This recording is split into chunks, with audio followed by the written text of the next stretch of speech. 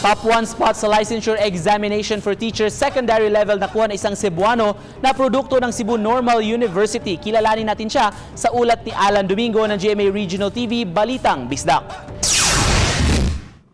Pagsisikap at tiwala sa may kapal ang baon ni Teacher Vincent Bayawa upang masungkit niya ang number 1 spot sa licensure examination for teachers.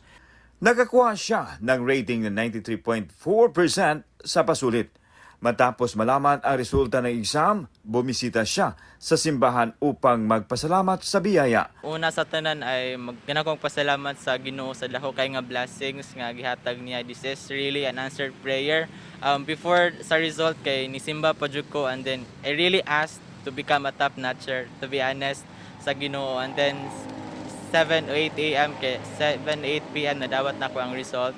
Ayon kay Bayawa, naging inspirasyon niya ang kahirapan para lalong magsumikap sa buhay para sa kanyang pamilya. Sa kabila ng kahirapan, nagsumikap siya para makatapos sa pag-aaral.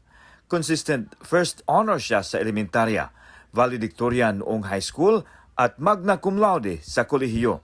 Inamin niya na may pagkakataon na nawalan siya ng pag-asa, lalo na nang magkaroon ng pandemya dahil palaging napopostpone ang board examination. Pero sa paaralan pa lang, sinasanay na silang abutin ang top 1 position. Excellence is just normal sa Cebu Normal University. So modyo na among tagline before. Nagtuturo dati si Vincent sa pribadong eskwelahan, pero noong nagka-pandemic, lumipat siya sa BPO o Business Process Outsourcing. Pero ngayon, balak niyang muling bumalik sa pagtuturo. Pero ganahan ko nga makatabang sa tao.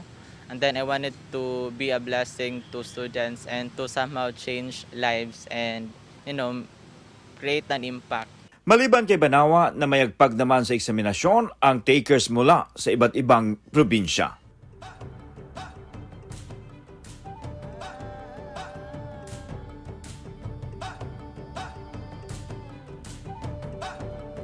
Ako si Alan Domingo para sa GMA Regional TV.